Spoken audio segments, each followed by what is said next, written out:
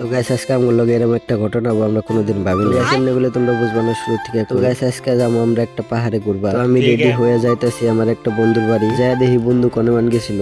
পরে আমি আর আমার দুইটা বন্ধু যাইতেছি গাড়ি নিয়ে। আমরা যাবো 4 জন। তো সামনে আর একটা বন্ধু আছে। তারপর আমার বন্ধু আইলো।